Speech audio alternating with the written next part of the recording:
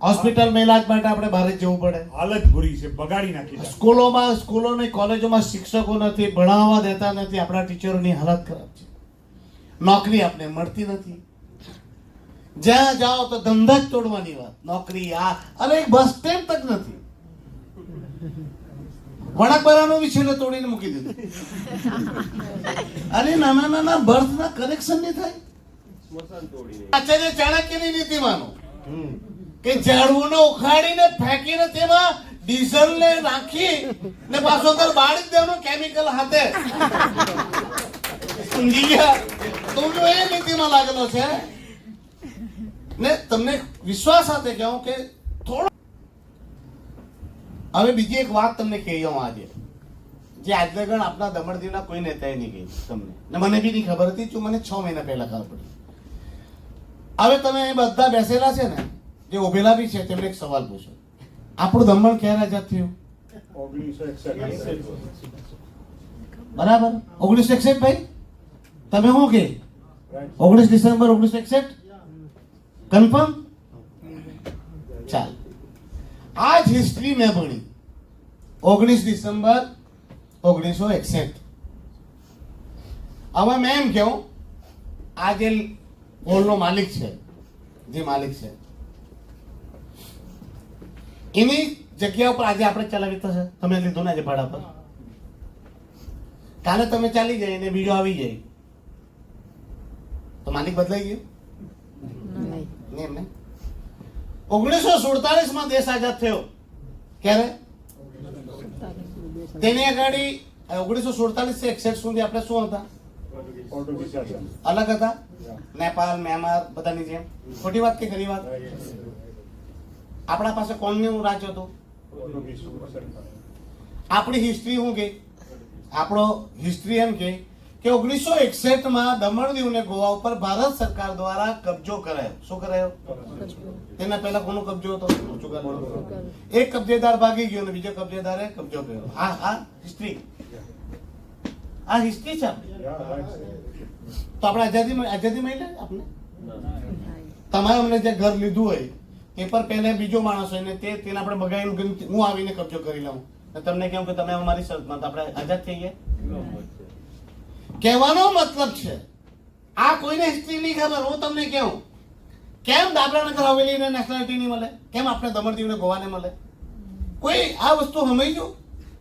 તો એટલે કે 1961 માં જ્યારે ભારત સરકાર દ્વારા આપણા ઉપર કબજો થયો ને ભારત સરકારના અભિન્ન અંગ બન્યા, તેમાં આપણે ગર્વ છે કે આપણે બધા ભારતીય છે અને ભારતીય હોવાનો આપણે સૌને ગર્વ હોવો જ જોઈએ. પણ આપણે ભારતીય નાગરિકોને અન્ય નાગરિકોને મળતા તમામ હક અને અધિકાર બી આપણે મળવા જોઈએ કે નહીં મળવો જોઈએ? હવે અહીંયા શું થયું? 1961 માં જ્યારે ભારત દ્વારા આપણા પ્રદેશ ઉપર, ટેરેટરીઝ પર કબજો થયો ત્યારે લેસ્બોન ગવર્મેન્ટે ભારત સરકારના વિરુદ્ધમાં યુનાઇટેડ નેશનમાં કેસ કર્યો. 1977. બરાબર. 1961 માં 13 વર્ષ સુધી કેસ ચાલ્યો. કેટલા વર્ષ? 13. અને મીનવાઇલ લેસ્બોન ગવર્મેન્ટ વર્લ્ડમાંથી વીક થઈ ગઈ. એટલે એમને એડમિનિસ્ટ્રેશન કરવું મુશ્કેલ બન્યું. ક્યાં? આપણા ટેરેટરીઝ પર. ત્યારે એ લોકોએ યુનાઇટેડ નેશનમાં કેસને વિથડ્રોલ કર્યો, એફિડેવિટ અપાયો અને બે સરકારો વચ્ચે, લેસ્બોન ગવર્મેન્ટ અને ભારત સરકાર ના વચ્ચે ટ્રીટી સંધિઓ થઈ. એક ટ્રીટી આપણા ભારત સરકાર દિલ્હીમાં થઈ, યશવંતરાવ ચૌહાણજીએ કરી. યશવંતરાવ ચૌહાણજી અહીંયા લેસ્બોન ગવર્મેન્ટ આવ્યા અને એની સરકારના મંત્રી સાથે સરકારી ટ્રીટીઓ થઈ. અને એ ટીટીઓ અને એ એફિડેવિટના અનુસંધાનમાં આપને 12 જેટલા અધિકાર આપવામાં આવેલા, જેમાં આપને નેશનાલિટી આપી પોર્ચુગલ. સમજી ગયા? એટલે આપને આપે.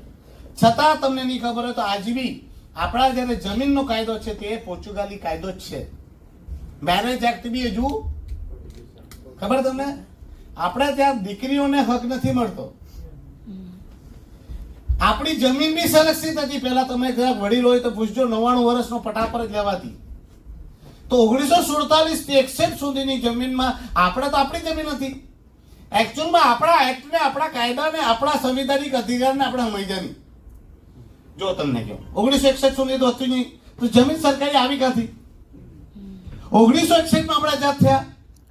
માને કે નહીં માને? ને 1961 માં ઇન્દિરાજીએ એક કાયદો આપ્યો આપણા લોકો માટે. શું આપ્યો? ખેડે તેની જમીન ને રહે તેનું ઘર. યાદ છે? એટલે જે ખેડતા હતા તે જમીન બધી આપણી થઈ ગઈ. આ માની લીધું, આ કન્ફર્મ થઈ ગયું. તો આપણે તો 1961 માં જયારે આવ્યા ત્યારે તો જમીન સરકારી હતી ને ભારત પાસે. તો કઈ જમીન ઉપર સરકાર દાવો કરે? તો 3 જાતની જમીન ઉપર. સેન્ડી લેન્ડ એટલે રેતાળ, સોલ્ટી લેન્ડ ખારપાટ મીઠું પાકાવતા આપણે, ને ત્રીજી હિલી લેન્ડ એટલે ડુંગરાળ. કેમ આપેલી? તો આ આપણી જમીન છે ને બધી ગામધણીઓ પાસે હતી. તો ગામધણી લોકો એમ કહ્યું કે જે રેતીની જમીન ખેડતેની જમીન ને રેતીનું મકાન, તો પછી અમારું હું? તો એમને તળાવો જ્યાં ખેતી નહીં થાય, હિલી લેન્ડ, સોલ્ટી લેન્ડ ને સેન્ડી લેન્ડ એ લોકોને આપવામાં આવે. તો એ લેન્ડ બી તો આપણી જ હતી. જ્યારે ગામધણી કાયદો નિયમ પ્રમાણે જોઈએ તો ગામધણી કાયદો નાબૂદ થયો તો એ બધી જમીન પાછી ફાર્મરોને મળવી જોઈતી. કેમ કે સોલ્ટી લેન્ડમાં આપણે માંડવી કરતા. સિંગ તમે શું કહેતી મને મગફળી, બરાબર. સોલ્ટેડ લેન્ડ એટલે કે ખારપાટની લેન્ડ હતી, તેમાં મીઠું પકાવતા હતા આપણે. ક્યાં તો પછી આ તળાવોમાં આપણે બધા ઝીંગા ને એવું આપણે પ્રૂ કરતા. ને હિલી લેન્ડ પર અમે કોદરા ને બાજરો ને બધું કરતા. પણ એ સમયે આપણા લોકોની લીડરશિપ કે આપણી અનઅવેરનેસના કારણે એ જમીન ઉપર સરકાર કબજો કરી. પણ વગડા પત્રકને એવું કાઢે તો આપણી જ જમીન છે. ક્લાસ 1 ક્લાસ 2 કઈ છે નહીં. બીજી વાત કેમ કે આજ સુધી એવું કોઈ લીડરશિપ નહીં આવી જેને યુનાઇટેડ નેશનમાં આપને મળેલા અધિકારોની રક્ષા માટેની વાત કરી. સમજી ગયા? આપને એમ કે પોર્ચુગલની નાગરિકતા નહીં આપ્યા કરે, આખા દેશમાંથી આપે નહીં. આપને કેમ આપે? બીજી વાત કેવું, મેં આ OCI ની વાત પાર્લામેન્ટમાં બી કરેલી. આજે ભારત સરકાર, આ બેન હમણાં બોલતી હતી ઇન્વેસ્ટરોની વાત, બરાબર. તો ભારત સરકારની બી કોશિશ છે કે FDI દ્વારા વિદેશી લોકોને આકર્ષિત કરીને ત્યાં બિઝનેસ ડેવલપ કરાવવા. તો ભારત સરકાર વિવિધ યોજનાઓ લાવે ફોરેન ડાયરેક્ટ ઇન્વેસ્ટમેન્ટ માટે. કેટલી બધી યોજનાઓ બનાવે ને આપણા જ પ્રશાસનમાં નવા નવા કાયદા બનાવે કે OCI હોય તો લાયસન્સ કેન્સલ. બહારનું હોય, દારૂનું હોય, રિક્ષાનું હોય, ટેક્સીનું હોય. અરે સરકારની મેં વાત કરી પોલિસીની, પણ અહીંયા પાછો તમને કરેક્ટ કરું. તમારા તો ડ્યુઅલ નેશનાલિટી છે, તમને તો ડબલ નેશનાલિટી મળવું જોઈએ. તમે તો અધિકારિક રૂપે, જેના પાસે પોર્ચુગલ નાગરિકતા છે તે તો દમણદીવનો માલિક. તમારા તો અધિકાર વોટિંગ રાઇટ્સ બી હોવો જોઈએ, પ્રોપર્ટીઝ નહીં. પણ આપણા લોકોએ આજ સુધી યુનાઇટેડ નેશનની આ બાબતની કોઈ જે આપણી ટ્રીટી, આપણા સંવિધાન, આપણી એફિડેવિટ્સ કોઈ કાઢી, તે બાબતે તમારે સજાગ થવાની જરૂર છે. આપણા બધાને શું ખબર, મારું શું લૂંટાઈ દે. જયારે પંચાયત આજે ઘરો મકાનો દુકાન તૂટે ને, નગરપાલિકા જિલ્લા પંચાયત, એ આપણી આ સોચના લીધે થયું. જયારે પંચાયત પાવર્સ ચાલી ગયા, જયારે નગરપાલિકાના પાવર્સ છીનવાઈ ગયા, જયારે જિલ્લા પંચાયતના પાવર છીનવાઈ ગયા, ત્યારે મેં બહુ બધાને સમજાવ્યા કે ભાઈ વિરોધ કરો નહીં. પંચાયતમાં સેક્રેટરી પાવરફુલ છે તો સરપંચ તો સાફ. જિલ્લા પંચાયતમાં CEO અને નગરપાલિકામાં CEO જ થઈ ગયો તો તમે શું કરવાના? તમે આજે આપણા ઘર મકાન દુકાન તૂટે એનું કારણ છે કે પહેલા સરપંચ હતો, તો સરપંચ શું કરતો તે કાગળ આગળ ફોરવર્ડ કરે જ નહીં,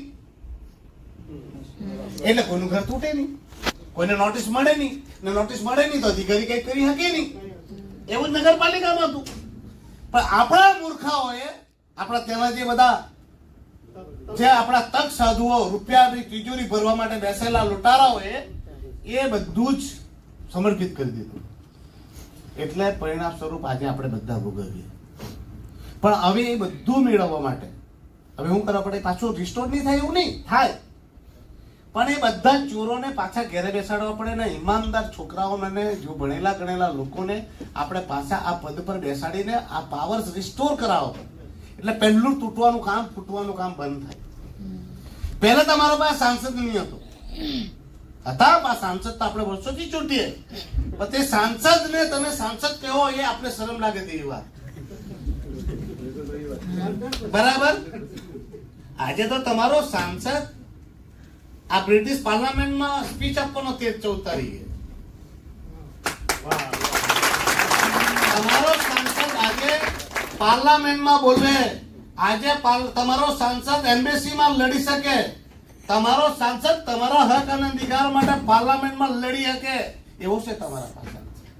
હવે વિશ્વાસ અપાવો કે તમે ચિંતા નહીં કરતા, પણ સમય તો લાગવાનો. જો મને બી ખબર છે બહુ બધાનું તૂટે ફૂટે. હમણાં વિજયભાઈ ને બિચારાને ખોટો પાસામાં મૂક્યો રેમ્બોની હોટલ ઉપર. મને ખબર છે હું કામ કર્યા કરે, પણ એ બધું પાછું થશે કદાચ. એ બારે કઈ મેં તો વિચારું કે આપણું કોઈ ભલું થવાનું હોય તો ભગવાન કઈ સારું કરે. કઈ વિજયભાઈ ને બિચારાને કઈ જેલની બહાર રહેતો તો કોઈ એક્સિડન્ટ કે આ કઈ તે કઈ થવાનો હોય તો ભગવાને કદાચ એને ત્યાં બચાવી લીધો હોય. બરાબર, જે થાય ભગવાન પરમાત્મા પરમેશ્વર હારા માટે કરે. બાકી આ ભાઈ મારા કેવું મારા હાથ પગ ભાંગી આ તોડી નહીં નાખેલા, ચૂરી નાખેલા. શું કરી નાખેલા? ચૂરો કરી નાખેલો. ને ડોક્ટરે પગ આ બધું તમે જોયું નહીં હે? કઈ રીતે ભાઈ? કહેવાનો મતલબ છે આ મારો પગ ને હાથ ને કાપવાની સ્થિતિ હતી. મને 5 વર્ષ મહિલાને તો આ 5 વર્ષમાં તમને બધાને સ્ટેબલ કરા, બધાને. તે બી આપણા પ્રદેશમાં ને એવું પ્રદેશ બનાવવાને કે તમે બધા આપણા લંડન વાળા બી એમ કહે કે ચાલો એકવાર દમણ જઈને શૂટ કરીએ. મજાક નહીં કહેવાય. અને એમ કહું કે મને તમારો પોસ્ટકોડ મોકલો, હું તમારી ઘરે આવા ને તમારા ટાઈમ પર આવા, મેં તમને મળે વર્ષમાં જ લઈ આવા. તમને બધાને આજે મારા જગ્યા દુઃખી થતા છે, નહીં તો 70% લોકોને હું પાછો દમણ દીવમાં લઈ જવા ને એમને એટલી ઓપોર્ચ્યુનિટી જરૂર આપા કે તમે લંડન ને ભૂલી જા. આપણા દમણ દીવને તમે જોઈ લેજો, આવનાર પેઢી દમણ દીવની પેઢી લંડન આવશે કે યુકે કે વર્લ્ડમાં જશે તો એ ગર્વ સાથે જશે કે અહીંનું અમને પેકેજ 1.5 કરોડ મળ્યું કે 2 કરોડ મળ્યું તો જ આવશે. કેમ કે આપણે હવે નવી ફસલને નવી નસલને આપણે એવી બનાવશું કે વિશ્વના લોકોને ટક્કર આપે.